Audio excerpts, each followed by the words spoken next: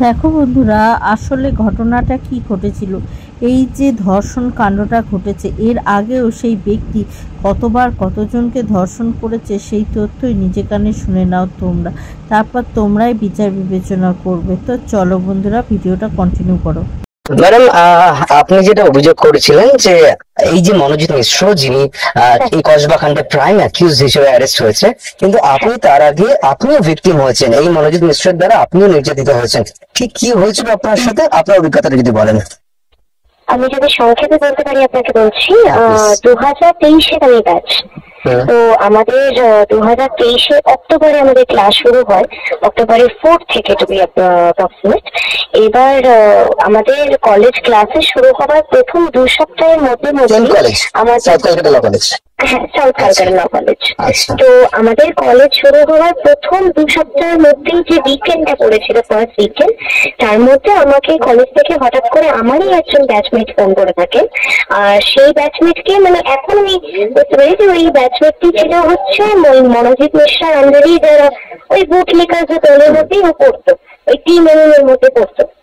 সে আমাকে কল করে জানায় যে কলেজের মধ্যে থেকে কলেজ থেকে একটা নাকি পিকনিক অ্যারেঞ্জ করা হচ্ছে, যেটা আমাদের কলেজ অর্গানাইজ করছে, কলেজ রেসপন্সিবিলিটি নিচ্ছে, সেটার মধ্যে মনোজিৎ দাদাও থাকবে। তো আমি তখন তাকে জিজ্ঞেস করি যে মনোজিৎ দাদাটা কে। তখন আমাকে জানায় তুই এসেই বুঝতে পারবি। তো আমরা প্যারেন্টাল কনসেন্ট নেই, আর প্যারেন্টাল কনসেন্টের মধ্যে কোনো অসুবিধা হয়নি, কেন কি আমাকে যেটা জানিয়েছিলাম সেটাই বাবা মাকে জানিয়ে থাকে যে কলেজের পিকনিকটা হচ্ছে আর আমাদের কলেজ থেকে অ্যারেঞ্জ করছে। তো they did not object to that. তো আমরা কলেজের ওই পিকনিকটা যাই। পিকনিকের লোকেশনটা ছিল বজবজ।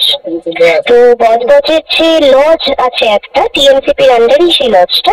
তো ওই বজবজের লজের মধ্যে পিকনিকটা অ্যারেঞ্জ করা হয়, আর সেটা মনোজিৎই অ্যারেঞ্জ করা। আমরা যেটা পরে ওখানে গিয়ে জানতে পারি, কেন কলেজ কর্তৃপক্ষ ওখানে কেউ ছিলেন না, আমাদেরকে কোনো নোটিশও কলেজ থেকে দেওয়া হয়নি, যেরকম ভাবে নর্মালি দেওয়া হয় ভাইস প্রিন্সিপালের সই দিয়ে বা জিবি প্রেসিডেন্টের সই দিয়ে, অবশ্যই অশোকদের। তো তাদের কোনো নোটিশ দেওয়া হয়নি। তো আমরা ওখানে গিয়ে ঘটনাস্থলে গিয়ে আমরা জানতে পারি যে আচ্ছা, এটা মনোজিৎ মিশ্রার আন্ডারে হচ্ছে। তো আমি তখন আমি কেন, আমাদের বাকিরা যারা যারা গেছিলাম ফার্স্ট ইয়ার্স এর মধ্যে, আমরা তখন কলেজ পড়ুয়ারা একদম মানে নতুন নতুন কলেজে ঢুকেছি, জাস্ট 1 সপ্তাহ 2 সপ্তাহ হচ্ছে। তো আমরা না নিজেদের মধ্যে কাউকে খুব একটা ভালো করে চিনি, আর না মনোজিৎ মিশ্রাকে বা তার কিরকম ব্যাকগ্রাউন্ড বা তার ক্রিমিনাল রেকর্ড তো একদমই জানতাম না, কোনো আইডিয়াও ছিল না।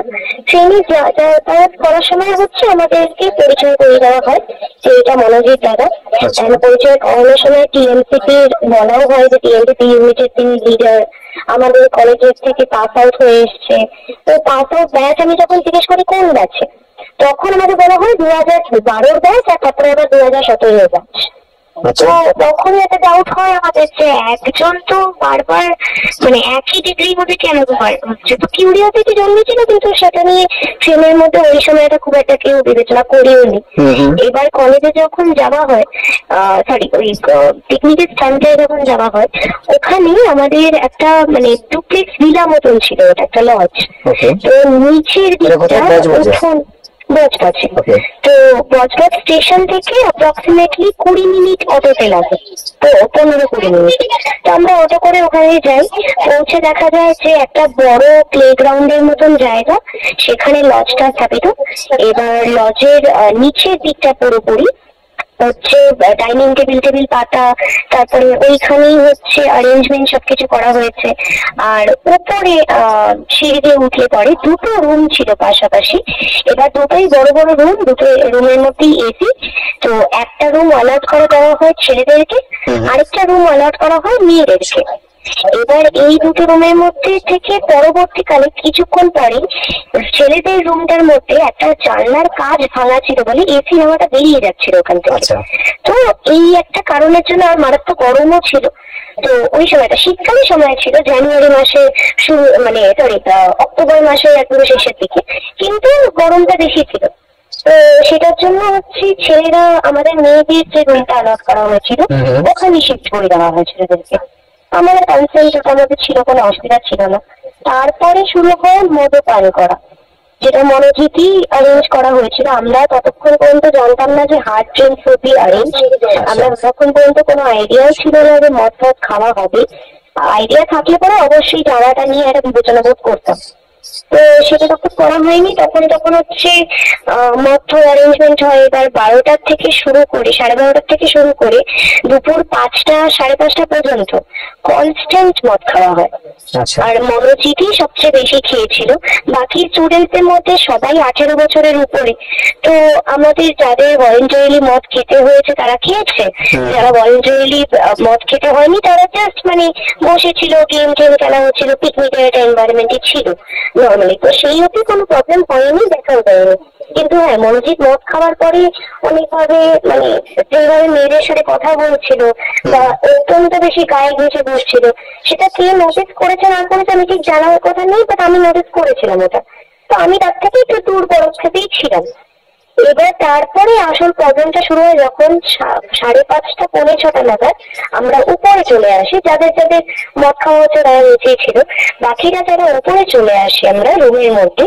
তো মেয়েদের রুমের মধ্যে আমি থাকি। এবার অনেকজনই তখন চলে এসেছিল, ছেলে মেয়েরা সবাই এক রুমে বসে গান বাজনা হচ্ছে, তো ওখানে অনুধুনো খেলা হচ্ছে, খুব নর্মাল একটা পরিবেশ। মনোজিৎ তখন নিচে মদ খাচ্ছিল, তিনি ছিলেনই না।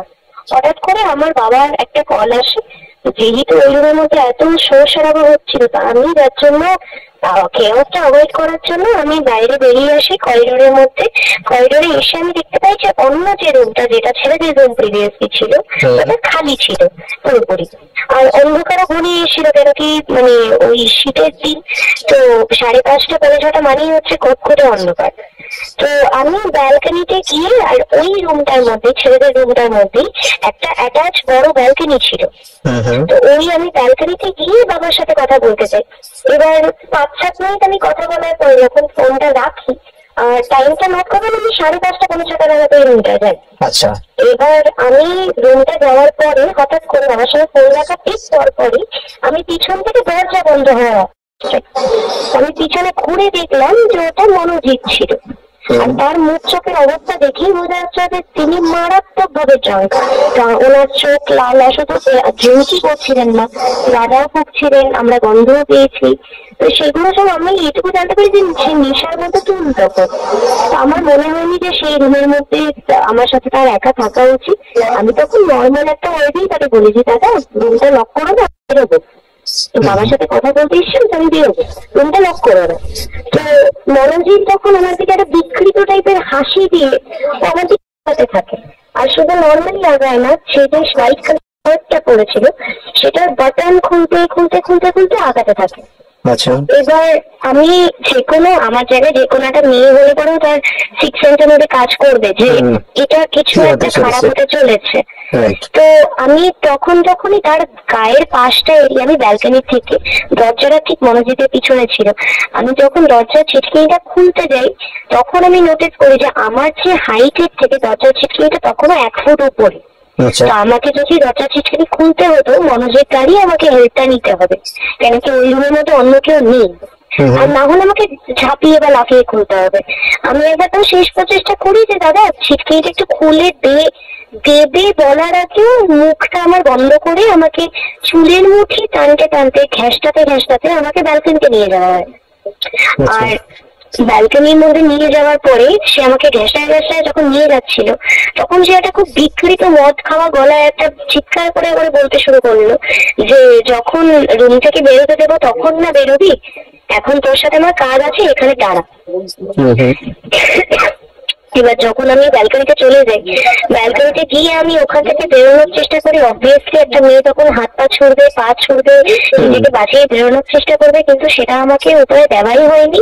কেন কি সে মদ খাওয়া হলে পরেও একটা ছেলের গায়ের জোর যদি সে পুরোদমে লাগায়, একটা মেয়ে হাজার ওখান থেকে বাঁচানোর চেষ্টা করুক, most of the girls can do that. তো আমিও সেটা পারছিলাম না, হাতটা ছাড়ানোর চেষ্টা করছিলাম, তিনি কিছুতেই ছাড়তে দিচ্ছিলেন না। আমি যখন বারে নড়তে শুরু করি, তিনি আমাকে গালের মধ্যে ঠাস করে 2টো থাপ্পড় মারে, যেটা আমার গালে আর কানে 2 জায়গাতেই লাগে। আর আমার হাতের মধ্যে যে ফোনটা ধরা ছিল, তিনি সেটাও ছিনিয়ে ফোনটাকে চুলটা দিকে ফেলে দেন। ডিসপ্লে স্ক্রিনটা আমি ক্র্যাক হতে দেখি, তো ফোনটা সুইচ অফ হতেও দেখি। তো আমি কোনোভাবে ফোনের মধ্যেও যে কেউ ফোন আসে না, বা ফোনটা আমার কোনো রকম সম্পূর্ণটা হারিয়ে যায় ওই সময়টা। তারপরে ওই রুমটার মধ্যে, ওই ব্যালকনির মধ্যে, আর তিনি একবার চেক করে নিয়েছেন যে বাইরে কেউ তাকে দেখতে পাবে কিনা, কেন কি ব্যালকনি অবভিয়াসলি ওপেন একটা এরিয়া, বাইরে থেকে কেউ যাতে না থাকে। কিন্তু আমি যেটুকু দেখতে পেলাম যে বাইরে কেউ ছিল না।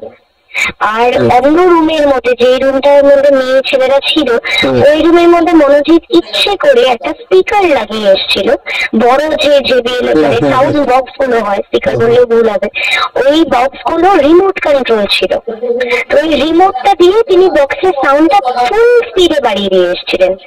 আর রুম গুলো যেহেতু বড় ছিল, অল্প একটু সাউন্ডের মধ্যে রুমের মধ্যে যা একো হবে, আমি তখন হাজার চিল্লাই, হাজার কষকষাই, কিন্তু অন্য রুমের থেকে আরো শোনা বা ইভেন্টে আউটকাট শোনা যাওয়া ওটা পসিবলই না। তখন ওই রুমের মধ্যে আমি এক্স্যাক্টলি টাইম বলতে গেলে আপনাকে 35 থেকে 37 মিনিট আমি ওই রুমের মধ্যে বন্ধ থাকি ব্যালকনিটার মধ্যে। আর যা ঘটনা ঘটে সে 35 থেকে 37 মিনিটের মধ্যেই ঘটে। সে প্রথমে হাত দুটাকে বেঁধে ও গলার মধ্যে আমার কানের ঠিক নিচে মারাত্মক জোরে কামড় দিতে শুরু করলো, একবার না একাধিকবার। করতে করতে আমি হাতটা যখন ছাড়ানোর চেষ্টা করছিলাম, হাতের মধ্যে তিনি হাতু দিয়ে খুব বাজেভাবে মারেন। তারপরে যখন আমি ব্যালকনির মধ্যে স্ল্যাবের মধ্যে বসেছিলাম, ওই সময়টা হচ্ছে তিনি জিন্সের যে আমার বেল্টটা ছিল, ওই বেল্টটা ইলাস্টিকের বেল্ট ছিল। তো তিনি যখন হাতের জোর লাগান, ইলাস্টিকের বেল্টটা খুলে দেন, মানে ছিঁড়ে দেন, খুলে দেওয়ার বলতেও ভুল হবে, ছিঁড়ে দেওয়া হয়। সেটার জন্য প্যান্টের যে খোলার অ্যাক্সেসটা তাদের কাছে অনেকটা ইজি হয়ে যায়।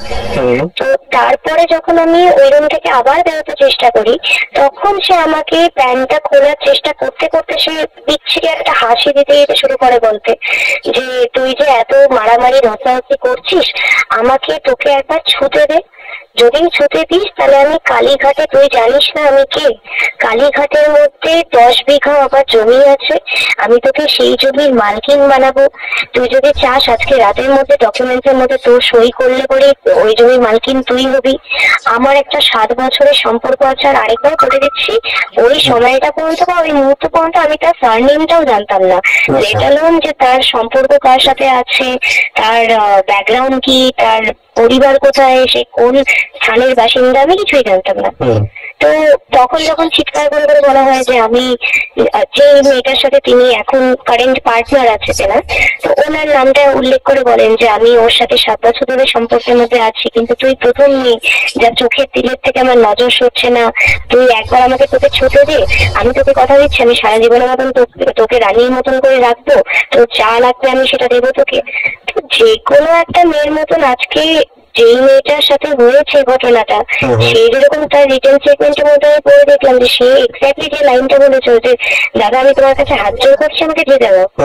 তো আমিও সেম জিনিসটাই বলেছিলাম, বরঞ্চ আরো করুণ ভাবে বলেছিলাম, তোমার কি লাগবে বলো, আমি তোমাকে সেটাই দিয়ে দেবো। আমার অফার করার মতন তখন অন্য কিছু ছিল না হাতের সামনে, আমার সোনার কানের দুল ছিল, আমি তোকে তখন ওটা বলি যে আমার কানের দুলটা তুমি পারলে নিয়ে নাও, আর আমার ব্যাগের মধ্যে যা ক্যাশ টাকা আছে তুমি সেটা নিয়ে নাও, কিন্তু আমাকে এখান থেকে যেতে দাও, আমার বাবা মা অনেকটা দূরে থাকে, এখানে থাকে না।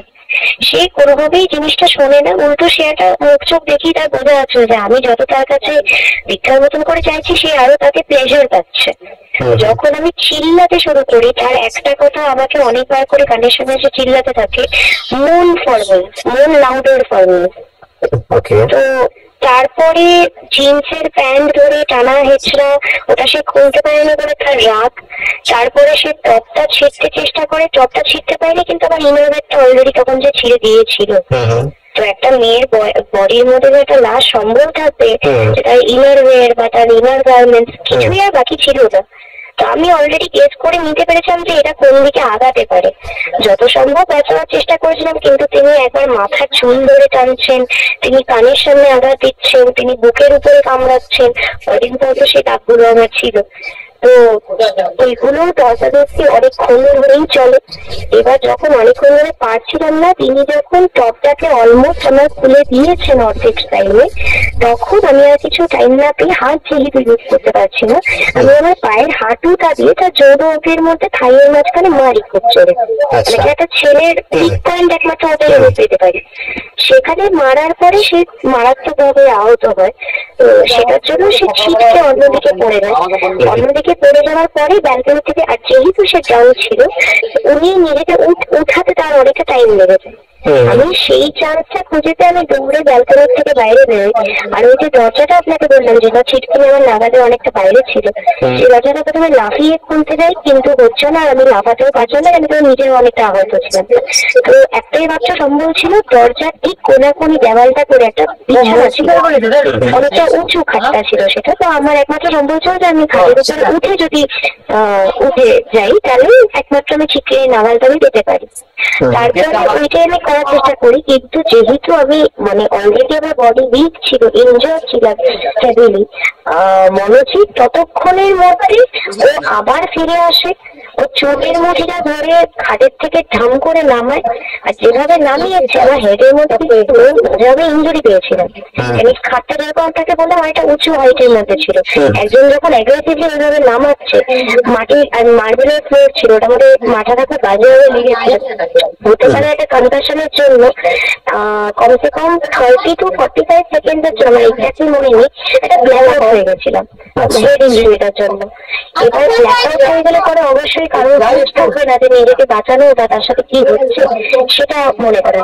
আমার যেটুকু মনে হচ্ছে যতক্ষণে আমার হুঁশটা ফিরেছে কয়েক সেকেন্ড পর, তিনি অলরেডি আমার জিন্সটা যেটা এতক্ষণ ধরে খোলার চেষ্টা করছেন, জিন্সের বাটনটা অলরেডি খোলা, আমার প্যান্টটা হাফওয়ে ডাউন, আর তিনি যা করতে চেষ্টা করছিলেন অতক্ষণ ধরে রেজিস্ট্যান্স পাচ্ছিলেন, ওই রেজিস্ট্যান্সটা তখন তিনি পান না। সেটার জন্য তিনি আবার হাত ঢুকে, এবার উনি তখন রিয়েলাইজ করেননি ওনার মুখটা আমার বডির ভিতরে ছিল।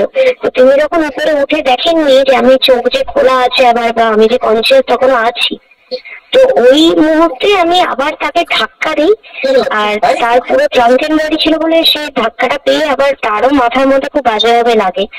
ওই সময়টা অ্যাগ্রেসিভলি সে গলা টিপে হচ্ছে পিছনে ফেলার চেষ্টা করেছিল, কিন্তু ভেরি ফরচুনেটলি এনাফ তখন যেহেতু অলরেডি টাইম অনেকটা পেরিয়ে গেছিল, বাইরের থেকে কোনো একজন আমার সিনিয়র দিদি সে দরজাটা বন্ধ দেখেছিল ভিতর থেকে। তো সে দরজাটার মধ্যে অনেক জোরে জোরে নক করে করে বলছিল যে দাদা 6:30 বাজে, বাড়িতে তো যেতে হবে, অনেকটা দেরি হয়ে গেছে, ট্রেনের পরে পাওয়া যাবে না বজবজ থেকে। আচ্ছা, আমি ওই 6:30 টাইম বাজে এটা শুনেই আমি বুঝতে পারলাম তখন যে আমি 5:45 নাগাদ আমি ঘরটায় ঢুকেছিলাম, তার মানে আমি আধা ঘন্টা 45 মিনিট ধরে আমি ওখানে বন্ধ ছিলাম। তখন সে দরজাটা খুলে যখন বাইরে যায়, তখন সে আর বাইরে থেকে ওই তাড়াহুড়োর মতো দরজাটা লাগাতে পারে না, সিটকিটা লাগাতে পারে না, সেই চান্সটাতে আমিও বেরোতে পারি। তো আমার তখন আর অবস্থাও ছিল না যে অন্য কাউকে আমি গিয়ে বলবো যে কি হয়েছে না হয়েছে, স্পেশালি মনোজিতের সামনে কি হয়েছে না হয়েছে। আমি রীতিম আর যখন তিনি ধর্ষণটা করছিলেন তখনও ওনাকে দাদা আমাকে ছেড়ে দাও, আমি তো তোমাকে দাদা মানি, তখনও তার কয়েকটা কথা ওনাকে বলেছিলেন যে তোর মতন হট মেয়েও যদি তোর মতন হট মেয়েও যদি আমাকে দাদা বলতে শুরু করে তাহলে যেটা করার চেষ্টা করছি সেটা আরো বাজেভাবে করবো, দাদা বলাটা বন্ধ কর। বন্ধ করে করে আমি তারপরে এটাও বলছিলাম যে দাদা হাত জোর করছি তোমার সামনে, হাত তো জোর করতে পারছে না, মুখে বলছিল যে হাত জোর করছি তোমার সামনে, তুমি আমাকে ছেড়ে দাও। আমি এটুকু তোমাকে ক্ষমা দিতে পারি যে আমি বাইরে গিয়ে কাউকে কিচ্ছু বলবো না, আমি একটা কথা বলবো না, তুমি যে তোমাকে বাড়িতে অব্দি পৌঁছাতে দাও, তো আমি তোমাকে রীতিমতো দাদা মানি। তো এবার তখন বলছে যে হ্যাঁ কিন্তু আমি তো তোকে বোন মানি না, আমি তোকে ছুটে যাই, আমাকে ছুটে দে। সেটার জন্য আমি যখন নিচে যাই, নিচে যে এরিয়াতে ওরা মদ ফদ খাচ্ছিল নিচে আগে বসে পিকনিকের যে মেইন এরিয়াটাতে, ওখানে একটা ট্যাপ ওয়াটারে কল ছিল। তো ওই ট্যাপ ওয়াটারের কলের মধ্যে আমার কানের থেকে ব্লিডিং হচ্ছিল, তারপরে মুখের আমার দাঁতের থেকে ব্লিডিং হচ্ছিল। তো অনেক জায়গাতেই আর কামড়ের দাগগুলো যেখানে বসেছিল ওগুলো তো অবভিয়াসলি জানা করবে। তো আমি ট্যাপ ওয়াটারের নিচে কিছুক্ষণ বসেছিলাম, নিজের গা হাত পা ধুয়ে ধুয়ে, তারপরে অবভিয়াসলি একটা মানুষের ওইভাবে নোংরা ছোঁয়া লাগলে পরে নিজের বডি থেকে তার একটা ঘৃণা লাগবে। তো যতটা পেরেছি আমি হাত পা মুখ চোখ রক্তের দাগগুলো মোছার চেষ্টা করতাম। তখনই আবার পিছন থেকে গলা একবার মানে ধরে নিয়ে পিছনে ঘুরিয়ে নিয়ে, আমি ছোঁয়াটা তখন বুঝতে এক টাইম লাগেনি যে ওটা আরেকবার মনোজিৎ, ও পিছনে যে আমাকে ঘুরিয়ে আঙুল দিয়ে ইঙ্গিত করে মুখের উপরে হাত দিয়ে যে চুপ থাকবি, আর যদি চুপ না থাকা হয় তখন যে আমাকে তিনি কথাটা বলেন, সেটাই একমাত্র কারণ যে এই কথাটা আজ পর্যন্ত আমি না জিডি করতে পেরেছি না অন্য কিছু করতে সাহস পেয়েছি, যেন কি সেই মুহূর্তে তিনি আমার চোখে। আপনি কখনো পুলিশে অভিযোগ করতে সাহস পাননি কেন? বলছি দাদা যে তিনি আমাকে ওই মুহূর্তে বলেন যে তোমার বাবার নাম এটা তো, আমার বাবার নামটা তিনি নেন, আমার বাবার অফিস কোথায়, আমার বাবার বাড়ি কোথায়, এইগুলো বলার পরে তিনি আমাকে নিজের বোনের কথাও বলেন যে তোমার বোন তো এই স্কুলে পড়ে, তো ধরো বোনকে কখনো বাবা নিতে যাচ্ছে, তোমার বাবা তো দুটো সময় অফিসে রোজ যায়, এই জায়গাটা বাবার অফিস, ধরো বোনকে স্কুলের থেকে নিতে যাচ্ছে বা অফিসে যাচ্ছে, তখন যদি উল্টো দিক থেকে একটা ট্রাক এসে হঠাৎ করে তাকে চাপা দিয়ে চলে যায়, অনাথতে তৈরি আছিস তো। আচ্ছা, সামনাসামনি, একদম সামনাসামনি। আচ্ছা, ওই ঘটনাস্থলের মধ্যে আমি যখন মুখ হাত পা ধুচ্ছিলাম তখন কেন কি তিনি বুঝতেই পেরেছেন, এটা আন্দাজ করতে পেরেছেন যে আমি খুব সম্ভবত উপরে গিয়ে বলতে পারি। তো তিনি এটা বলে আমাকে চুপ করি দেন। তারপরে যখন আমরা আবার হোটেলের মধ্যে ফিরে যাই, উপরে যখন আমি লজের মধ্যে ফিরে যাই, তখনও হচ্ছে কথাবার্তা বলার সময় আমি অন্য কাউকে কিছু বলিনি। আর আমার যে কানের থেকে একমাত্র ব্লিডিংটা যে থামছিল না, সেই কানের জায়গাটা হচ্ছে আমি সেই কানের জায়গাটা হচ্ছে ব্লিডিংটা থামছিল না বলে আমার চুলটা লম্বা, তো চুলটা দিয়ে আমি ঢেকে তখন বাইরে বেরোই যাতে কেউ বুঝতে না পারে। কেন কি আমি বলতে চাইলে যদি বলতে যেতাম তখন মনোজিৎটা ওই রুমের মধ্যেই ছিল, ওই এরিয়ার মধ্যেই ছিল। তারপরে যখন আমরা নিচে নেমে আসি, অটোতে দুটো অটো বুক করা হয়। তো আমার তখন সিনিয়র জুনিয়র আমার কি বলে কলেজ আমার সহপাঠীদের মধ্যে কেউ জানতো না কিছুই। যখন অটোতে বসতে যাই ততক্ষণ মনোজিৎ আরো ড্রিঙ্ক করেছিল। ওল্ড ব্যাংকের একটা বোতল সে হাতের মধ্যে নিয়ে অটোর মধ্যে ভিতরে বসতে চেষ্টা করে। তো তখন যে কোনো একটা মেয়ে এইরকম ইনসিডেন্ট যখন 20 মিনিটে হয়ে যেতে হয়, তো সেই মেয়েটা যখন ওই ধর্ষকের সামনে দেখবে তখন অবভিয়াসলি একটা ট্রিগার্ড হবে। সেটা আমিও হয়েছিলাম। তো সেটার জন্য আমি তখন হচ্ছে কিছু মানে বলিনি, কিন্তু অটোতে যেই তিনি আমার পাশে বসতে চেষ্টা করেন তখন আমি অটো থেকে বেরিয়ে যাই। তো ওইটা আমার সিনিয়ররা এটা বুঝতে পারেনি যে কি হয়েছে। ওরা ভেবেছিল যে হয়তো মারাত্মক মদ খেয়ে যার জন্য মেয়ে হিসেবে আমি আনকমফর্টেবল ফিল করছি। আপনি পরে কখনো কাউকে কিছু জানাননি? পরে আমি স্যার জানাতে গিয়েছি যখন মানে এইসব যখন হলো, অটোতে যখন ওনাকে অন্য অটোতেও রাখা হয়েছিল, ওই অন্য অটোর মধ্যে তিনি আরেকটা মেয়েকে দর্শন করেছেন অটোর মধ্যে সবার সামনে। দর্শন করেছেন বলতে তার ব্রায়ের স্ট্র্যাপ রীতিমতো ছিঁড়ে ফেলেছিল অটোর মধ্যে, তার কোলের মধ্যে জোর জোর পেতে বসতে গেছিল ওইটুকু টাইমের মধ্যে। মানে এটা সেদিনই? সেই দিনই যখন আমার অটো থেকে তাকে সিনিয়ররা বের করে দিল, তিনি অন্য একটা অটোর মধ্যে বসেছিলেন, ওখানেও আমার একজন সিনিয়র দিদি ছিলেন, ওই দিদির সাথেই এই ঘটনাটা ঘটে। আচ্ছা, কিন্তু সেই অটোতে তো সাধারণ যাত্রীরাও ছিলেন এবং অটো চালকরাও ছিলেন। হ্যাঁ হ্যাঁ হ্যাঁ। তাহলে সেখানে তারা প্রতিবাদ করেনি বা সেখানে বাধাপ্রাপ্ত হয়নি মনোজিৎ? ওখানে গালিগালাজ দিয়ে অটো ড্রাইভারকে বলছে তোকে 500 টাকা মুখের উপরে ছুঁড়ে মারবো, চুপচাপ স্টেশনে নিয়ে চল। তো ওনার তো সব জায়গাতেই রাপোর্ট দেখাতো তিনি। আচ্ছা, কেউ কিছু বলেনি।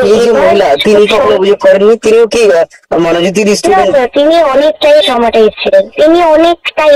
তিনি কি আপনার সিনিয়র ছিলেন, মানে একই কলেজে? হ্যাঁ, আমার থেকে 1 বছরের সিনিয়র। মনোজিৎ এরকম বহু মেয়ের সাথে একই ঘটনা ঘটিয়েছে? বহু মেয়ে। I was definitely not the first victim and I was evidently not the last victim. আচ্ছা।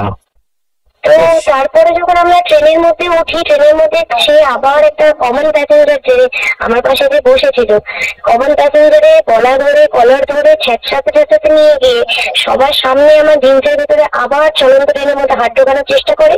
তখন আমি প্রথমবার তাকে কষে একটা থাপ্পড় মেরেছিলাম গালের মধ্যে। সেটা সবার সামনেই হয়েছে।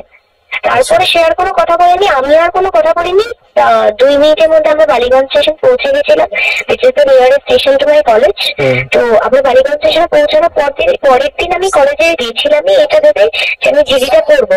কিন্তু অবভিয়াসলি সেই দিন রাত্রিবেলা আমি বাড়িতে এসে মনোজিতের ব্যাপারে আমি কয়েকজন সোর্সেস থেকে রিসার্চ করি যে উনি এক্স্যাক্টলি কে বা এতটা অধিকারটা পাচ্ছেন কোথা থেকে। আমি আমার যে সুপার সিনিয়র কলেজরা যারা মনোজিতের ব্যাচমেট বা আমারও নিজেদের যাদের সাথে সোর্সেস আছে তাদেরকে জিজ্ঞেস করে আমি জানতে পারি যে he is bin a repeat offender. আচ্ছা, ওনার আগেনস্টে কসবা থানাতে, যেই থানাতে আমি প্ল্যান করছিলাম যে জিডিটা ফায়ার করাবো, কসবা থানাতে প্রথম জিডি তার নামে হতো না। আর কসবা থানার রীতিমতো রেকর্ড আছে যে মনোজিৎ মিশ্রার নাম যখন তাদের ডায়েরিতে আসেন ওনার নামটাকে ধামাচাপা দিয়ে দেন। আর দামা চকড়া দেন হচ্ছে অশোক দেব, আমাদের জিডি প্রেসিডেন্ট, যে এখন বড় বড় বাতিলা মারছেন, নিউজ চ্যানেলে গিয়ে ইন্টারভিউ দিচ্ছে, ফালতু কথা বলে ইন্টারভিউ দিচ্ছেন যে আমি কিছু জানতাম না। তিনি অবশ্যই জানতেন, তিনি অবশ্যই এগুলোকে সাপোর্ট। জিডি প্রেসিডেন্ট অশোক দেব, আচ্ছা আচ্ছা, তিনি 100 বার সবকিছুই জানতেন, সবকিছুর পিছনে তার হাত ছিল। আর মনোজিৎ যে এতদিন ধরে আমাদের কলেজের মধ্যেও দাপটটা দেখিয়ে গেছে, সে মহিলা নির্যাতন করা হোক বা কলেজের মধ্যে নোংরামি করা হোক, কোন একটা কেটারের হাত আঙুল কেটে দেওয়া হোক, তারপরে চিত্রা থানার সামনে কাউকে মেরে ফেলা, অলমোস্ট মেরে অ্যাটেম্প টু মার্ডার করা হোক, সবকিছুই তিনি এতটা সাহস পেতেন কেনাবি তিনি জানতেন। তো উনি আর ওনার গার্লফ্রেন্ড, মনোজিতের যে গার্লফ্রেন্ড, ওনারও কোনো কনসার্ন বেশি কিছু থাকতো না তার পার্টনারকে নিয়ে, কেন কি ওরা দুজনেই জানতো যে জিডি প্রেসিডেন্টের হাত ওদের মাথার উপরে আছে, আর টিএমসিপি দলের মাথার উপরে তার হাত আছে। আচ্ছা, বেশ বেশ। আর এটার মধ্যে আমরা শুধুমাত্র না, আমাদের কলেজের যে ভাইস প্রিন্সিপাল, এই কথাটা ভুল বলছেন না যে তিনি অ্যাকচুয়ালি হেল্পলেস ছিলেন, কেন কি ভাইস প্রিন্সিপালের যদি সেই কোনো অ্যাকশন নিতে চাইতো তাহলে জিডি প্রেসিডেন্ট তাকে দাবিয়ে দেওয়া হতো। তিনি বরাবরই মনোজিতের, এমনিও হয়েছে যে জিডি প্রেসিডেন্টের কাছে গিয়ে আমরা যদি থানার মধ্যে দেখি এরকম পলিটিক্স এর জন্য থানার মধ্যে নোংরামি হচ্ছে, মনোজিতের আগেন্স্টে এফআইআর ওলা লজই করছে না, জিডি শুনতেই চাইছে না, জিডি লেখা হচ্ছে তৃণমূল করতো এবং বিধায়ক অশোক দেবের হাত ছিল বলেই কি ওরা এত বার 100 বার স্যার, 100 বার। আচ্ছা, আর তিনি যদি বলে থাকেন যে মনোজিৎ, আমি নিউজ চ্যানেলের মধ্যে দেখে আমি হাসছিলাম, যে কোনো স্টুডেন্টই হাসবে দেখে যারা জানতো যে ভিতরে কোন নোংরামি চলতো। জিডি প্রেসিডেন্টকে যখনই কোনো একটা ইভেন্টের মধ্যে ডাকতে হতো তখন মনোজিৎ নিজে যেতেন তাকে কার্ড দিতে, যতক্ষণ না অন্য আর একটা টেম্পোরারি স্টাফ, আপনি আমাকে নিচে কথাটা বলুন, বা এটা যদি রেকর্ড স্টেটমেন্টের মধ্যে নিতে চান তাহলে নিজে প্রশ্নটা আপনারা করবেন যে নয়না চ্যাটার্জি আমাদের ভাইস প্রিন্সিপাল বা জিডি প্রেসিডেন্ট যে আমাদের অশোক দেব, আমাদের মাননীয় জেঠু, তিনারা যখন বলছেন যে আমরা কোনো আইডিয়া ছিল না যে কার মনে কি আছে, নোংরামির ব্যাপারে আইডিয়া ছিল না, কলেজের সেন্টার ওয়ালের মধ্যে এন্ট্রেন্সের সামনে একটা 45 ডেজের টেম্পোরারি স্টাফের নাম মনোজিৎ দাদা ইজিনার হার্ট, একটা ল কলেজ, সেটা ওয়ালের মধ্যে গ্রাফিটি হচ্ছে একটা টেম্পোরারি স্টাফের নামে। সেই গ্রাফিটিটা আছে হলো, আমি যদি খুব ভুল না হয়ে থাকি, এই বছর জানুয়ারির শেষের দিক থেকে আর ফেব্রুয়ারি প্রথম দিক থেকে, মানে সরস্বতী পুজোর ঠিক আগে আগে গ্রাফিটিটা করা হয়েছে। তার মাঝখানে যথেষ্টবার জিবি মিটিং হয়েছে, কলেজে জিবি এসছেন, আমাদের কলেজে কোনো ব্যাক গেট নেই, আসতে হলে ওই ওয়ালটার সামনে দিয়ে আসতে হবে। নয়না চ্যাটার্জি রোজ কলেজে আসতেন, ওনাদের একবারও অবজেকশনেবল মনে হয়নি সেই জিনিসটাকে। আর কেনই বা মনে হবে, তাদের তো প্রিয় মানুষ মনোজিৎ মিশ্রা, তাদের নাম যদি এরকম পূজনীয়, ওরা যে মালা পরে দেননি নামটার উপরে, সেটা আমাদের ভাগ্য ভালো।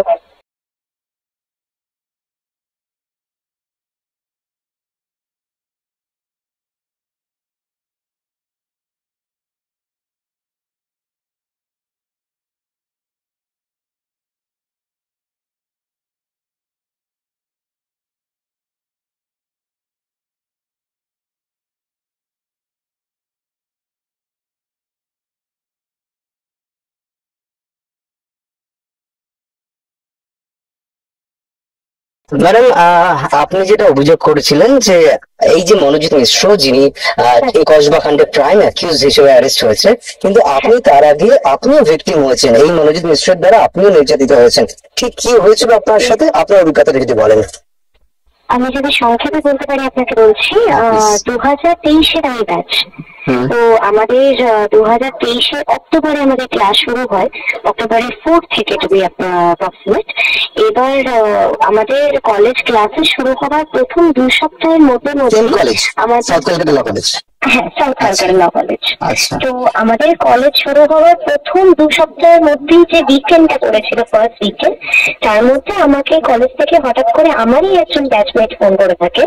আর সেই ব্যাচমেটকে, মানে এখন আমি বুঝতে পেরেছি ওই ব্যাচমেটটি ছিল হচ্ছে ওই মনোজিৎ মিশ্রার আন্ডারেই যারা ওই বুট লিকার যে দলের মধ্যেই ও পড়তো, ওই টিম এর মধ্যে পড়তো। তো সে আমাকে কল করে জানায় যে কলেজের মধ্যে থেকে কলেজ থেকে একটা নাকি পিকনিক অ্যারেঞ্জ করা হচ্ছে, যেটা আমাদের কলেজ অর্গানাইজ করছে, কলেজ রেসপন্সিবিলিটি নিচ্ছে, সেটার মধ্যে মনোজিৎ দাদাও থাকবে। তো আমি তখন তাকে জিজ্ঞেস করি যে মনোজিৎ দাদাটা কে, তখন আমাকে জানানো তুই এসেই বুঝতে পারবি। তো আমরা প্যারেন্টাল কনসেন্ট নেই, আর প্যারেন্টাল কনসেন্টের মধ্যে কোনো অসুবিধা হয়নি, কেন কি আমাকে যেটা জানিয়েছিল আমি সেটাই বাবা মাকে জানিয়ে থাকি যে কলেজে পিকনিকটা হচ্ছে আর আমাদের কলেজ থেকে অ্যারেঞ্জ করছে। তো they did not object to that. তো আমরা কলেজের ওই পিকনিকটায় যাই। পিকনিকের লোকেশনটা ছিল বজবজ। তো বজবজের যে লজ আছে একটা, টিএমসিপির আন্ডারই সেই লজটা। তো ওই বজবজের লজের মধ্যে পিকনিকটা অ্যারেঞ্জ করা হয়, আর সেটা মনোজিৎই অ্যারেঞ্জ করা। আমরা যেটা পরে ওখানে গিয়ে জানতে পারি, কেন কলেজ কর্তৃপক্ষ ওখানে কেউ ছিলেন না, আমাদেরকে কোনো নোটিশও কলেজ থেকে দেওয়া হয়নি, যেরকম ভাবে নর্মালি দেওয়া হয় ভাইস প্রিন্সিপালের সই দিয়ে বা জিবি প্রেসিডেন্টের সই দিয়ে, অবশ্যই অশোকদীপ। তো তাদের কোনো নোটিশ দেওয়া হয়নি। তো আমরা ওখানে গিয়ে ঘটনাস্থলে গিয়ে আমরা জানতে পারি যে আচ্ছা এটা মনোজিৎ মিশ্রার আন্ডারে হচ্ছে। তো আমি তখন আমরা তো বাকিরা যারা যারা গেছিলাম ফার্স্ট ইয়ার্স এর মধ্যে, আমরা তখন কলেজ পড়ুয়ারা একদম মানে নতুন নতুন কলেজে ঢুকেছি, জাস্ট এক সপ্তাহ দেড় সপ্তাহ হচ্ছে। তো আমরা না নিজেদের মধ্যে কাউকে খুব একটা ভালো করে চিনি, আর না মনোজিৎ মিশ্রাকে বা তার কিরকম ব্যাকগ্রাউন্ড বা তার ক্রিমিনাল রেকর্ড তো একদমই জানতাম না, কোনো আইডিয়াও ছিল না। ট্রেনে যাতায়াত করার সময় হচ্ছে আমাদেরকে পরিচয় করে দেওয়া হয় যে এটা মনোজিৎ দাদা। পরিচয় করানোর সময় টিএনসিপির বলাও হয় যে টিএনসিপি ইউনিটের তিনি লিডার, আমাদের কলেজের থেকে পাস আউট হয়ে এসছে। তো পাস আউট ব্যাচ আমি যখন জিজ্ঞেস করি কোন ব্যাচে, তখন আমাকে বলা হয় 2012 ব্যাচ, আর তারপরে আবার 2017 ব্যাচ। তো তখন একটা ডাউট হয় আমাদের যে একজন তো বারবার মানে একই ডিগ্রির মধ্যে কেন হচ্ছে। তো কিউরিওসিটি জন্মেছিল, কিন্তু সেটা নিয়ে ট্রেনের মধ্যে ওই সময়টা খুব একটা কেউ বিবেচনা করিও নি। এবার কলেজে যখন যাওয়া হয়, সরি ওই পিকনিকের স্থানটা যখন যাওয়া হয়, ওখানে আমাদের একটা মানে ডুপ্লেক্স ভিলা মতন ছিল, ওটা একটা লজ। তো নিচের দিকটা বজবজে। তো বজবজ স্টেশন থেকে অ্যাপ্রক্সিমেটলি 20 মিনিট অটোতে লাগে, তো 15-20 মিনিট। তো আমরা অটো করে ওখানে যাই, পৌঁছে দেখা যায় যে একটা বড় প্লেগ্রাউন্ডের মতন জায়গা, সেখানে লজটা স্থাপিত।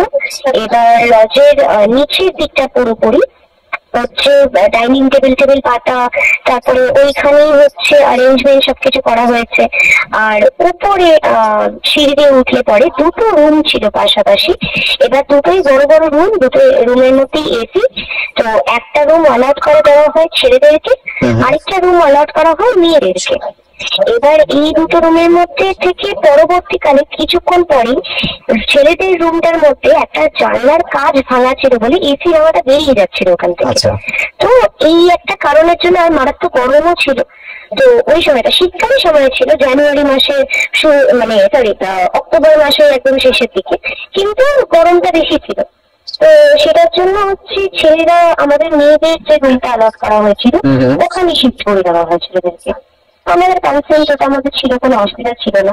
তারপরে শুরু হয় মদ্যপান করা, যেটা মনোজিৎই অ্যারেঞ্জ করা হয়েছিল। আমরা ততক্ষণ পর্যন্ত জানতাম না যে hard drinks would be arrange. আমরা ততক্ষণ পর্যন্ত কোনো আইডিয়াও ছিল না যে মদ ফদ খাওয়া হবে। আইডিয়া থাকলে পরে অবশ্যই যাওয়াটা নিয়ে একটা বিবেচনা বোধ করতাম। তো সেটা তখন করা হয়নি। তখন হচ্ছে মদ অ্যারেঞ্জমেন্ট হয়। এবার 12টার থেকে শুরু করে 12:30 থেকে শুরু করে দুপুর 5টা 5:30 পর্যন্ত কনস্ট্যান্ট মদ খাওয়া হয়। আর মনোজিৎই সবচেয়ে বেশি খেয়েছিল, বাকি স্টুডেন্টদের মধ্যে সবাই 18 বছরের উপরে। তো আমাদের যাদের ভলেন্টারিলি মদ খেতে হয়েছে তারা খেয়েছে, যারা ভলেন্টারিলি মদ খেতে হয়নি তারা জাস্ট মানে বসেছিল, গেম খেলা হচ্ছিল, পিকনিকের একটা এনভায়রনমেন্টই ছিল নর্মালি। তো সেই অব্দি কোনো প্রবলেম হয়নি, দেখাও যায়নি। কিন্তু হ্যাঁ, মনোজিৎ মদ খাওয়ার পরে অনেকভাবে মানে যেভাবে মেয়েদের সাথে কথা বলছিল বা অত্যন্ত বেশি গায়ে ঘেঁষে বসছিল, সেটা কে নোটিস করেছে না করেছে আমি ঠিক জানার কথা নেই, বাট আমি নোটিস করেছিলাম এটা। তো আমি তার থেকে একটু দূর পরক্ষেপেই ছিলাম।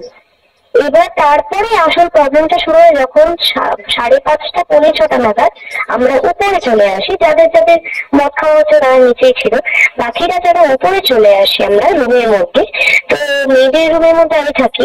এবার অনেকজনই তখন চলে এসেছিল, ছেলে মেয়েরা সবাই এক রুমে বসে গান বাজনা হচ্ছে, তো ওখানে উনুধুনো খেলা হচ্ছে, পুরো নর্মাল একটা পরিবেশ। মনোজিৎ তখন নিচে মদ খাচ্ছিল, তিনি কিনেছিলেন মদ। হঠাৎ করে আমার বাবার একটা কল আসে, যেহেতু ওই রুমের মধ্যে এত শোর শরাবা হচ্ছিল, তা আমি তার জন্য কেয়াসটা অ্যাভয়েড করার জন্য আমি বাইরে বেরিয়ে আসি করিডোরের মধ্যে। করিডোরে এসে আমি দেখতে পাই যে অন্য যে রুমটা, যেটা ছেলেদের রুম প্রিভিয়াসলি ছিল, ওটা খালি ছিল পুরোপুরি। আর অন্ধকারও ঘনিয়ে এসেছিল, কেন কি মানে ওই শীতের দিন, তো 5:30 পৌনে 6টা মানেই হচ্ছে কটকটে অন্ধকার। তো আমি ব্যালকনিতে গিয়ে, আর ওই রুমটার মধ্যে, ছেলেদের রুমটার মধ্যেই একটা অ্যাটাচ বড় ব্যালকনি ছিল, তো ওই আমি ব্যালকনিতে গিয়ে বাবার সাথে কথা বলতে চাই। এবার 5-7 মিনিট আমি কথা বলার পরে যখন ফোনটা রাখি, টাইমটা নোট করবেন, আমি 5:30 পৌনে 6টা নাগাদ ওই রুমটা যাই। আচ্ছা, এবার আমি রুমটা যাওয়ার পরে হঠাৎ করে বাবার সাথে ফোন রাখার ঠিক পরে আমি পিছন থেকে দরজা বন্ধ হওয়া, আমি পিছনে ঘুরে দেখলাম যে ওটা মনোজিৎ ছিল। আর তার মুখ চোখের অবস্থা দেখি বোঝা যাচ্ছে যে তিনি মারাত্মক ভাবে ড্রাঙ্ক। ওনার চোখ লাল, শুধু ড্রিঙ্কই করছিলেন না, গাঁজাও ফুঁকছিলেন, আমরা গন্ধও পেয়েছি। তো সেগুলো সব আমি এটুকু জানতে পারি যে সে নেশার মধ্যে তুল। তখন আমার মনে হয়নি যে সেই রুমের মধ্যে আমার সাথে তার একা থাকা উচিত। আমি তখন নর্মাল একটা ওয়েতেই তাকে বলি যে দাদা রুমটা লক করো না, বেরোবো। তো বাবার সাথে কথা বলতে এসেছেন, আমি বেরোবো, রুমটা লক করো না। তো মনোজিৎ তখন আমার দিকে একটা বিকৃত টাইপের হাসি দিয়ে আমার দিকে থাকে, আর শুধু নর্মালি আগায় না, সে যে হোয়াইট কালারটা পড়েছিল সেটার বাটন খুলতে খুলতে খুলতে খুলতে আগাতে থাকে। আচ্ছা, এবার আমি যে কোনো, আমার জায়গায় যে কোনো একটা মেয়ে হলে পরেও তার 6 সেন্সের মধ্যে কাজ করবে যে এটা কিছু একটা খারাপ হতে চলেছে। তো আমি তখনই তার গায়ের পাশটা এরিয়া, আমি ব্যালকনির থেকে, দরজাটা ঠিক মনোজিতের পিছনে ছিল, আমি যখন দরজার ছিটকিনিটা খুলতে যাই তখন আমি নোটিস করি যে আমার যে হাইটের থেকে দরজার ছিটকিনিটা তখনও 1 ফুট উপরে। আমাকে যদি দরজার ছিটকিনি খুলতে হতো, মনোজিৎ গাড়ি আমাকে হেল্পটা নিতে হবে, কেন কি ওই রুমের মধ্যে অন্য কেউ নেই, আর না হলে আমাকে ঝাঁপিয়ে বা লাফিয়ে খুলতে হবে। আমি একবার তো শেষ প্রচেষ্টা করি যে দাদা ছিটকিনিটা একটু খুলে দেবে বলার আগেও মুখটা আমার বন্ধ করে আমাকে চুলের মুঠি টানতে টানতে ঘেঁষটাতে আমাকে ব্যালকনিতে নিয়ে যাওয়া হয়। আর ব্যালকনির মধ্যে নিয়ে যাওয়ার পরে সে আমাকে ঘেঁষায় যখন নিয়ে যাচ্ছিল, তখন সে একটা খুব বিকৃত মদ খাওয়া গলায় একটা চিৎকার করে আবার বলতে শুরু করলো যে যখন রুম থেকে বেরোতে দেবো তখন না বেরোবি, এখন তোর সাথে আমার কাজ আছে, এখানে দাঁড়া। এবার যখন আমি ব্যালকনিতে চলে যাই, ব্যালকনিতে গিয়ে আমি ওখান থেকে বেরোনোর চেষ্টা করি, অবভিয়াসলি একটা মেয়ে তখন হাত পা ছড়বে, নিজেকে বাঁচিয়ে বেরোনোর চেষ্টা করবে, কিন্তু সেটা আমাকে উপায় দেওয়াই হয়নি। কেন কি সে মদ খাওয়া হলে পরেও একটা ছেলের গায়ের জোর যদি সে পুরো দমে লাগায়, একটা মেয়ে হাজার ওখান থেকে বাঁচানোর চেষ্টা করুক, most of the girls can't do that. তো আমিও সেটা পারছিলাম না, হাতটা ছাড়ানোর চেষ্টা করছিলাম, তিনি কিছুতেই ছাড়তে দিচ্ছিলেন না। আমি যখন বারে বারে নড়তে শুরু করি, তিনি আমাকে গালের মধ্যে ঠাস ঠাস করে 2টো থাপ্পড় মারেন, যেটা আমার গালে আর কানে 2 জায়গাতেই লাগে। আর আমার হাতের মধ্যে যে ফোনটা ধরা ছিল, তিনি সেটাও ছিনিয়ে ফোনটাকে চুলটা দিকে ফেলে দেন। ডিসপ্লে স্ক্রিনটা আমি ক্র্যাক হতে দেখি, তো ফোনটা সুইচ অফ হতেও দেখি, তো আমি কোনোভাবে ফোনের মধ্যেও যে কেউ ফোন আসে না, বা ফোনটা আমার কোনো রকম সম্বলটা হারিয়ে যায় ওই সময়টা। তারপরে ওই রুমটার মধ্যে, ওই ব্যালকনির মধ্যে, আর তিনি একবার চেক করে নিয়েছেন যে বাইরে কেউ তাকে দেখতে পাবে কিনা, কেন কি ব্যালকনি অবভিয়াসলি ওপেন একটা এরিয়া, বাইরে থেকে কেউ যাতে না থাকে, কিন্তু আমি যেটুকু দেখতে পেলাম যে বাইরে কেউ ছিল না। আর অন্য রুমের মধ্যে, যে রুমটার মধ্যে মেয়ে ছেলেরা ছিল, ওই রুমের মধ্যে মনোজিৎ ইচ্ছে করে একটা স্পিকার লাগিয়ে এসেছিল, বড় যে JBL মানে সাউন্ড বক্স গুলো হয়, স্পিকার বললে ভুল হবে, ওই বক্স গুলো রিমোট কন্ট্রোল ছিল। ওই রিমোটটা দিয়ে তিনি বক্সের সাউন্ডটা ফুল স্পিডে বাড়িয়ে দিয়ে এসেছিলেন। আর রুমগুলো যেহেতু বড় ছিল, অল্প একটু সাউন্ডের মধ্যে রুমের মধ্যে যা একো হবে, আমি তখন হাজার চিল্লাই, হাজার কষকষাই, কিন্তু অন্য রুমের থেকে আরো শোনা বা ইভেন কি আউটকাট শোনা যাবে ওটা পসিবলই না। তখন ওই রুমের মধ্যে আমি এক্স্যাক্টলি টাইম বলতে গেলে আপনাকে 35 থেকে 37 মিনিট আমি ওই রুমের মধ্যে বন্ধ থাকি। ব্যালকনিটার মধ্যে। আর যা ঘটনা ঘটে সে 35 থেকে 37 মিনিটের মধ্যেই ঘটে। সে প্রথমে হাত দুটাকে পেতে ও গলার মধ্যে আমার কানের ঠিক নিচে মারাত্মক জোরে কামড় দিতে শুরু করলো, একবার না একাধিকবার। করতে করতে আমি হাতটা যখন ছাড়ানোর চেষ্টা করছিলাম, হাতের মধ্যে তিনি হাতুড়ি দিয়ে খুব বাজেভাবে মারে। তারপরে যখন আমি ব্যালকনির মধ্যে স্ল্যাবের মধ্যে বসেছিলাম, ওই সময়টা হচ্ছে তিনি জিন্সের যে আমার বেল্টটা ছিল, ওই বেল্টটা ইলাস্টিকের বেল্ট ছিল। তো তিনি যখন হাতের জোর লাগান, ইলাস্টিকের বেল্টটা খুলে দেন, মানে ছিঁড়ে দেন, খুলে আমার মনটাও ভুল হবে, ছিঁড়ে দেওয়া হয়। সেটার জন্য প্যান্টের যে খোলার অ্যাক্সেসটা তাদের কাছে অনেকটা ইজি হয়ে যায়। তো তারপরে যখন আমি ওই রুম থেকে আবার বেরোতে চেষ্টা করি, তখন সে আমাকে প্যান্টটা খোলার চেষ্টা করতে করতে সে বিচ্ছিরি একটা হাসি দিতে দিতে শুরু করে বলতে যে তুই যে এত মারামারি ধস্তাধস্তি করছিস, আমাকে তোকে একবার ছুতে দে, যদি ছুতে দিস তাহলে আমি কালীঘাটে, তুই জানিস না আমি কে, কালীঘাটের মধ্যে 10 বিঘা আমার জমি আছে, আমি তোকে সেই জমির মালকিন বানাবো। তুই যদি চাস আজকে রাতের মধ্যে ডকুমেন্টসের মধ্যে তোর সই করলে পরে ওই জমির মালকিন তুই হবি। আমার একটা 7 বছরের সম্পর্ক আছে। আর আরেকবার করে দিচ্ছি, ওই সময়টা পর্যন্ত বা ওই মুহূর্ত পর্যন্ত আমি তার সারনেমটাও জানতাম না, লেট অ্যালোন যে তার সম্পর্ক কার সাথে আছে, তার ব্যাকগ্রাউন্ড কি, তার পরিবার কোথায়, সে কোন স্থানের বাসিন্দা, আমি কিছুই জানতাম না। তো তখন যখন চিৎকার করে করে বলা হয় যে আমি যে মেয়েটার সাথে তিনি এখন কারেন্ট পার্টনার আছে তেনার, তো ওনার নামটা উল্লেখ করে বলেন যে আমি ওর সাথে 7 বছর ধরে সম্পর্কের মধ্যে আছি, কিন্তু তুই প্রথম মেয়ে যা চোখের তিলের থেকে আমার নজর সরছে না, তুই একবার আমাকে তোকে ছুতে দে, আমি তোকে কথা দিচ্ছি আমি সারা জীবনের মতন তোকে রানীর মতন করে রাখবো, তো যা লাগবে আমি সেটা দেবো তোকে। তো যে কোনো একটা মেয়ের মতন আজকে যেই মেয়েটার সাথে হয়েছে ঘটনাটা, সে যেরকম তার রিটেন স্টেটমেন্টের মধ্যে আমি পড়ে দেখলাম যে সে এক্স্যাক্টলি যে লাইনটা বলেছে যে দাদা আমি তোমার কাছে হাত জোর করছি আমাকে যেতে দাও, তো আমিও সেম জিনিসটাই বলেছিলাম, বরঞ্চ আরো করুণ ভাবে বলেছিলাম তোমার কি লাগবে বলো, আমি তোমাকে সেটাই দিয়ে দেবো। আমার অফার করার মতন তখন অন্য কিছু ছিল না হাতের সামনে, আমার সোনার কানের দুল ছিল, আমি তোকে তখন ওটা বলি যে আমার কানের দুলটা তুমি পারলে নিয়ে নাও, আর আমার ব্যাগের মধ্যে যা ক্যাশ টাকা আছে তুমি সেটা নিয়ে নাও, কিন্তু আমাকে এখান থেকে যেতে দাও, আমার বাবা মা অনেকটা দূরে থাকে, এখানে থাকে না। সে কোনোভাবেই জিনিসটা শোনে না, উল্টো সে একটা মুখ চোখ দেখি তার বোঝা যাচ্ছে যে আমি যত তার কাছে ভিক্ষার মতন করে চাইছি সে আরো তাতে প্লেজার পাচ্ছে। যখন আমি চিল্লাতে শুরু করি, তার একটা কথা আমাকে অনেকবার করে কানের সামনে এসে চিল্লাতে থাকে, মন ফরওয়ার্ড, মন লাউডার ফরওয়ার্ড। তো তারপরে জিন্সের প্যান্ট ধরে টানা হেঁচড়া, ওটা সে খুলতে পারেনি বলে তার রাগ। তারপরে সে টপটা ছিঁড়তে চেষ্টা করে, টপটা ছিঁড়তে পারেনি, কিন্তু আমার ইনার ব্যাগটা অলরেডি তখন যে ছিঁড়ে দিয়েছিল। তো একটা মেয়ের বডির মধ্যে যে একটা লাশ সম্বল থাকবে, যেটা ইনার ওয়্যার বা তার ইনার গার্মেন্টস কিছুই আর বাকি ছিল না। তো আমি অলরেডি গেস করে নিতে পেরেছিলাম যে এটা কোন দিকে আগাতে পারে, যত সম্ভব বাঁচানোর চেষ্টা করেছিলাম, কিন্তু তিনি একবার মাথার চুল ধরে টানছেন, তিনি কানের সামনে আঘাত দিচ্ছেন, তিনি বুকের উপরে কামড়াচ্ছেন, কদিন পর্যন্ত সেই দাগগুলো আমার ছিল। তো এইগুলো ধস্তাধস্তি অনেকক্ষণ ধরেই চলে। এবার যখন অনেকক্ষণ ধরে পারছিলাম না, তিনি যখন টপটাকে অলমোস্ট আমার খুলে দিয়েছেন অর্ধেক টাইমে, তখন আমি আর কিছু টাইম না পেয়ে হাত যেহেতু ইউজ করতে পারছি না, আমি আমার পায়ের হাঁটুটা দিয়ে তার জোর অঙ্কের মধ্যে থাইয়ের মাঝখানে মারি খুব জোরে, মানে একটা ছেলের পিক পয়েন্ট একমাত্র ওটাই আমি পেতে পারি। সেখানে মারার পরে সে মারাত্মক ভাবে আহত হয়। তো সেটার জন্য সে ছিটকে অন্যদিকে পড়ে যায়। অন্যদিকে পড়ে যাওয়ার পরে ব্যালকনি থেকে, আর যেহেতু সে ড্রাউন ছিল, উনি নিজেকে উঠাতে তার অনেকটা টাইম লেগেছে। আমি সেই চান্সটা খুঁজেতে আমি দৌড়ে ব্যালকনির থেকে বাইরে বেরোই। আর ওই যে দরজাটা আপনাকে বললাম যেটা ছিটকিনি আমার নাগালে অনেকটা বাইরে ছিল, সেই দরজাটা প্রথমে লাফিয়ে খুলতে যাই, কিন্তু হচ্ছে না, আমি লাফাতেও পারছি না, আমি তো নিজেও অনেকটা আহত ছিলাম। তো একটাই মাত্র সম্ভব ছিল, দরজার ঠিক কোনাকুনি দেওয়ালটা করে একটা বিছানা ছিল, অনেকটা উঁচু খাটটা ছিল সেটা। তো আমার একমাত্র সম্ভব ছিল যে আমি খাটের উপরে উঠে যদি উঠে যাই, তাহলে একমাত্র আমি ছিটকিনি নাগালটা আমি পেতে পারি। তারপরে ওইটাই আমি করার চেষ্টা করি, কিন্তু যেহেতু আমি মানে অলরেডি আমার বডি উইক ছিল, ইনজার্ড ছিলাম হেভিলি, মনোজিৎ ততক্ষণের মধ্যে ও আবার ফিরে আসে, ও চুলের মুঠিটা ধরে খাটের থেকে ধাম করে নামায়, আর যেভাবে নামিয়েছে আমার হেডের মধ্যে যেভাবে ইঞ্জুরি পেয়েছিলাম। মানে খাটটা যেরকম আপনাকে বললাম অনেকটা উঁচু হাইটের মধ্যে ছিল, একজন যখন অ্যাগ্রেসিভলি ওইভাবে নামাচ্ছে, মাটির মার্বেলের ফ্লোর ছিল, ওটা মানে মাথাটা খুব বাজেভাবে লেগেছিল।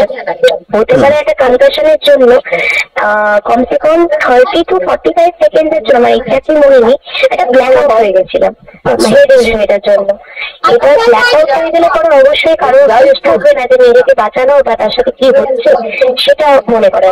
আমার যেটুকু মনে আছে যতক্ষণে আমার হোশটা ফিরেছে কয়েক সেকেন্ড পর, তিনি অলরেডি আমার জিন্সটা যেটা এতক্ষণ ধরে খোলার চেষ্টা করছেন, জিন্সের বাটনটা অলরেডি খোলা, আমার প্যান্টটা হাফ ওয়ে ডাউন, আর তিনি যা করতে চেষ্টা করছিলেন অতক্ষণ ধরে রেজিস্ট্যান্স পাচ্ছিলেন, ওই রেজিস্ট্যান্সটা তখন তিনি পান না। সেটার জন্য তিনি আবার হাত ঢুকিয়ে, এবার উনি তখন রিয়েলাইজ করেননি ওনার মুখটা আমার বডির ভিতরে ছিল, তো তিনি যখন উপরে উঠে দেখেননি যে আমি চোখ যে খোলা আছে আবার, বা আমি যে কনসিয়াস তখনও আছি, তো ওই মুহূর্তে আমি আবার তাকে ধাক্কা দিই, আর তার পুরো ড্রাঙ্কেন বডি ছিল বলে সে ধাক্কাটা পেয়ে আবার তারও মাথার মধ্যে খুব বাজেভাবে লাগে। ওই সময়টা অ্যাগ্রেসিভলি সে গলা টিপে হচ্ছে পিছনে ঠেলার চেষ্টা করেছিল, কিন্তু ভেরি ফরচুনেটলি এনাফ তখন যেহেতু অলরেডি টাইম অনেকটা পেরিয়ে গেছিল, বাইরের থেকে কোনো একজন আমার সিনিয়র দিদি সে দরজাটা বন্ধ রেখেছিল ভিতর থেকে, তো সে দরজাটার মধ্যে অনেক জোরে জোরে নক করে করে বলছিল যে দাদা 6:30 বাজে, বাড়িতে তো যেতে হবে, অনেকটা দেরি হয়ে গেছে, ট্রেনের পরে পাওয়া যাবে না বসবাস থেকে। আচ্ছা, আমি ওই 6:30 টাইম বাজে এটা শুনেই আমি বুঝতে পারলাম তখন যে আমি 6:45 নাগাদ আমি ঘরটায় ঢুকেছিলাম, তার মানে আমি আধা ঘন্টা 45 মিনিট ধরে আমি ওখানে বন্ধ ছিলাম। তো তখন সে দরজাটা খুলে যখন বাইরে যায়, তখন সে আর বাইরে থেকে ওই তাড়াহুড়োর মধ্যে দরজাটা লাগাতে পারে না, সিটটা লাগাতে পারে না, সেই চান্সটাতে আমিও বেরোতে পারি। তো আমার তখন আর অবস্থাও ছিল না যে অন্য কাউকে আমি গিয়ে বলবো যে কি হয়েছে না হয়েছে, স্পেশালি মনোজিতের সামনে কি হয়েছে না হয়েছে। আমি রীতিম, আর যখন তিনি ধর্ষণটা করছিলেন তখনও ওনাকে দাদা আমাকে ছেড়ে দাও, আমি তো তোমাকে দাদা মানি, তখনও তার কয়েকটা কথা ওনাকে বলেছিলেন যে তোর মতন হট মেয়েও যদি, তোর মতন হট মেয়েও যদি আমাকে দাদা বলতে শুরু করে, তাহলে যেটা করার চেষ্টা করছি সেটা আরো বাজেভাবে করবো, দাদা বলাটা বন্ধ কর।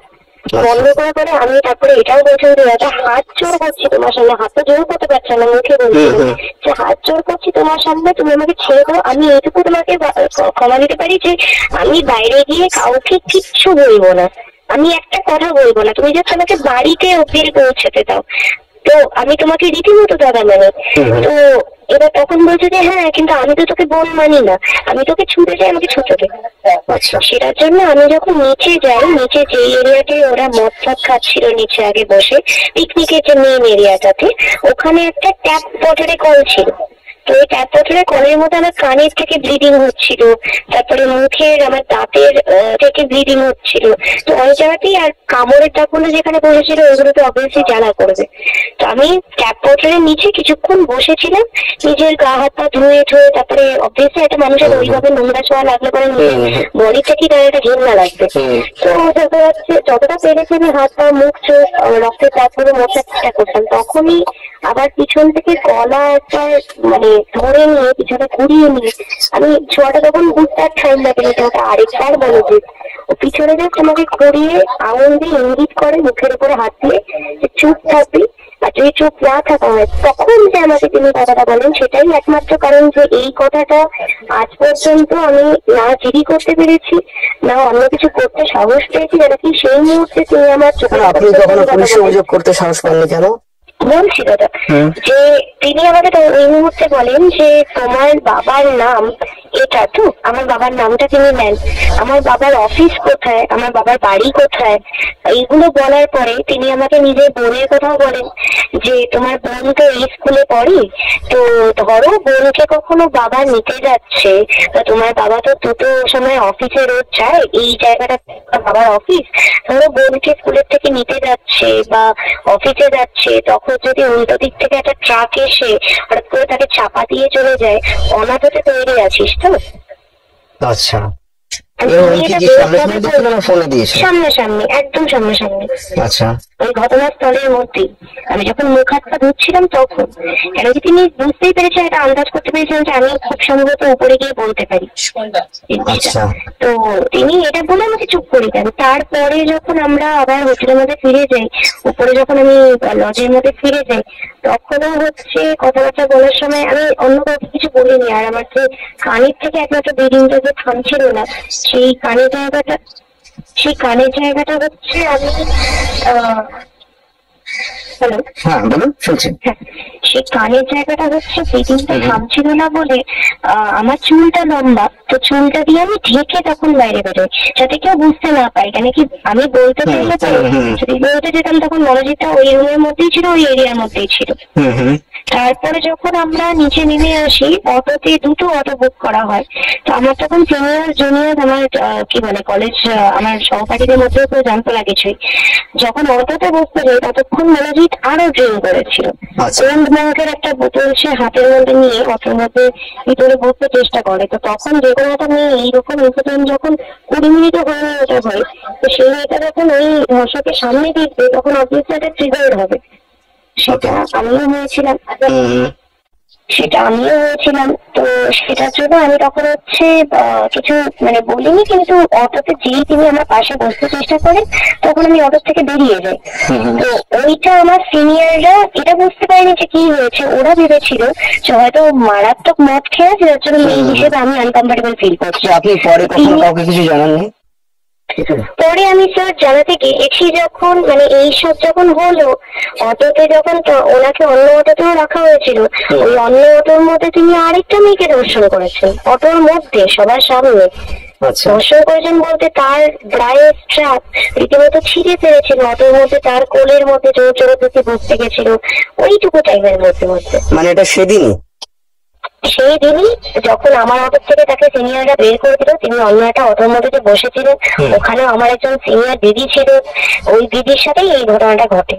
আচ্ছা, কিন্তু সাধারণ যাত্রীরাও ছিলেন এবং অটো চালকও ছিলেন। হ্যাঁ হ্যাঁ হ্যাঁ। তাহলে সেখানে তারা প্রতিবাদ করেনি বা সেখানে বাধাপ্রাপ্ত হয়নি মনোজিৎ? ওখানে গালিগালাজি অটো ড্রাইভারকে বলছে যে তোকে 500 টাকা মুখের উপরে ছুঁড়ে মারবো, চুপচাপ স্টেশনে নিয়ে চল। ট্রোলার তো সব জায়গাতেই রাপোর্ট দেখাতো তিনি। আচ্ছা, তো কেউ কিছু বলেনি। তিনি কখনো অভিযোগ করেননি? তিনিও কি মনোজিতের স্টুডেন্ট? তিনি অনেকটাই ট্রমাটাইজ ছিলেন। তিনি কি আপনার সিনিয়র ছিলেন, মানে একই কলেজে ছিলেন? হ্যাঁ, আমার থেকে 1 বছরের সিনিয়র। মনোজিৎ এরকম বহু মেয়ের সাথে একই ঘটনা ঘটিয়েছে? বহু মেয়ে। I was definitely not the first victim and I was evidently not the last victim. আচ্ছা। তো তারপরে যখন আমরা ট্রেনের মধ্যে উঠি, ট্রেনের মধ্যে সে আবার একটা কমন প্যাসেঞ্জার যে আমার পাশে যে বসেছিল, কমন প্যাসেঞ্জারে কলার ধরে ছ্যাঁচড়াতে নিয়ে গিয়ে সবার সামনে আমার জিন্সের ভিতরে আবার চলন্ত ট্রেনের মধ্যে হাত ঢোকানোর চেষ্টা করে। তখন আমি প্রথমবার তাকে কষে একটা থাপ্পড় মেরেছিলাম গালের মধ্যে, সেটা সবার সামনেই হয়েছে। তারপরে সে আর কোনো কথা বলেনি, আমি আর কোনো কথা বলিনি। 2 মিনিটের মধ্যে আমরা বালিগঞ্জ স্টেশন পৌঁছে গেছিলাম, which is the nearest station to my college. তো আমরা বালিগঞ্জ স্টেশনে পৌঁছানোর পরের দিন আমি কলেজে গেছিলামই এটা ভেবে যে আমি জিডিটা করবো। কিন্তু অবভিয়াসলি সেই দিন রাত্রিবেলা আমি বাড়িতে এসে মনোজিতের ব্যাপারে আমি কয়েকজন সোর্সেস থেকে রিসার্চ করি যে উনি এক্স্যাক্টলি কে বা এতটা অধিকারটা পাচ্ছেন কোথা থেকে।